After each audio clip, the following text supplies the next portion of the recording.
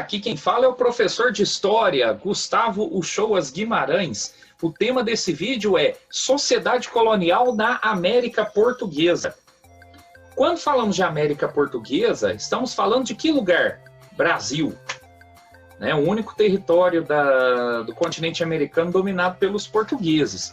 E a partir, né, de 1500, quando você tem a chegada dos portugueses aqui no Brasil, e logo depois o início da colonização, você tem a formação aos poucos aí de uma sociedade colonial, aonde se tem a presença dos povos indígenas, dos portugueses e seus descendentes já nascendo aqui no Brasil, e os negros de origem africana trazidos à força como escravos para o Brasil.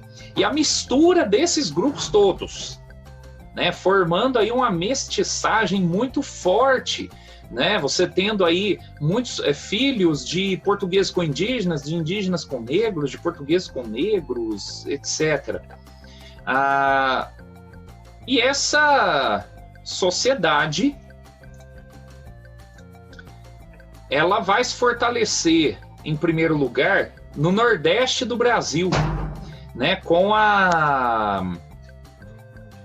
formação da chamada Sociedade do Açúcar, né, o governo português manda plantar cana-de-açúcar no Nordeste do Brasil para fortalecer a economia portuguesa.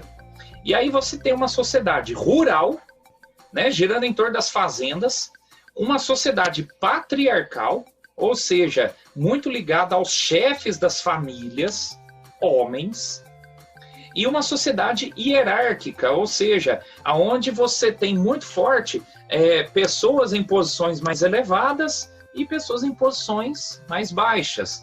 Né? Por exemplo, os aristocratas ali, ou senhores dos engenhos, né? Os donos das fazendas produtoras de açúcar. No meio, os homens livres, que eram donos de terra que não tinham engenho, ou seja, não produziam açúcar, mas produziam outros gêneros alimentícios, né? Até porque as pessoas não iam comer só açúcar, né?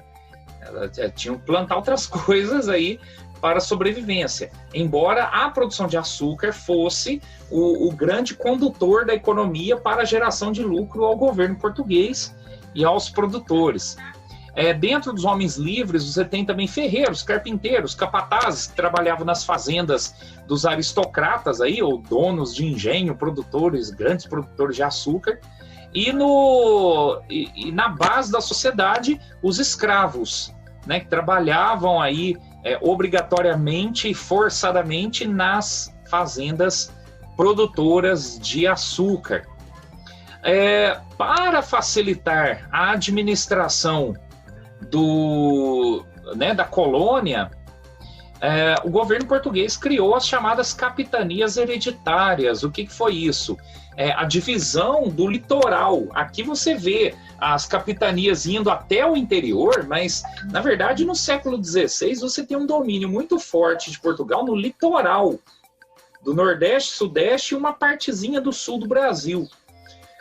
No litoral, o que eram as capitanias? Eram lotes, né? Então dividiu o litoral brasileiro em lotes, que seriam dados a capitães, né? A proprietários. A ideia era que isso fosse hereditário, ou seja, que os capitães passassem para os filhos, para os netos, né? A posse dessas terras.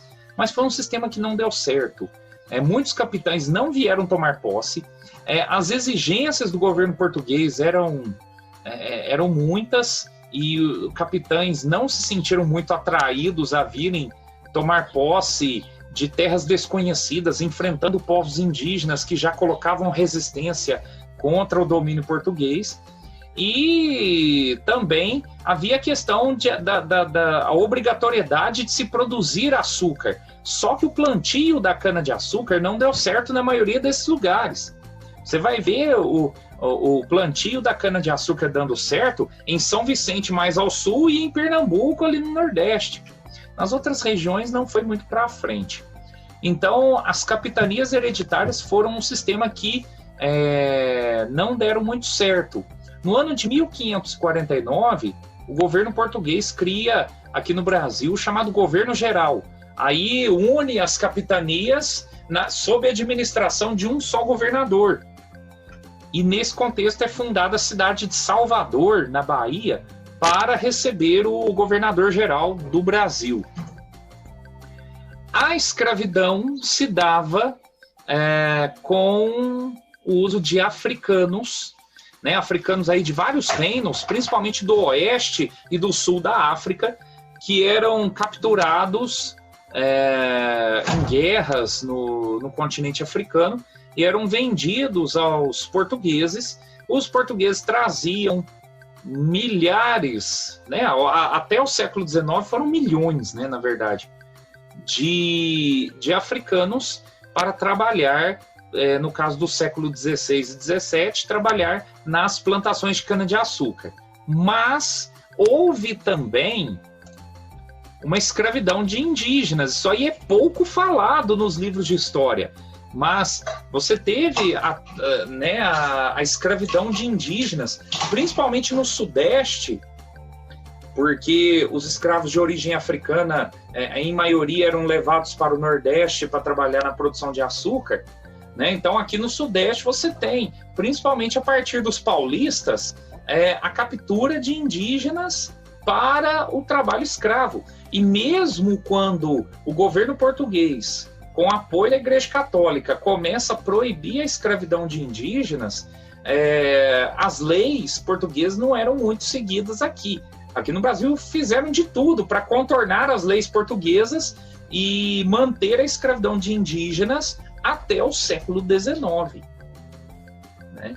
Bom, esses e outros aspectos da colonização do Brasil pelos portugueses, nós vamos ver ainda em outros vídeos. Muito obrigado.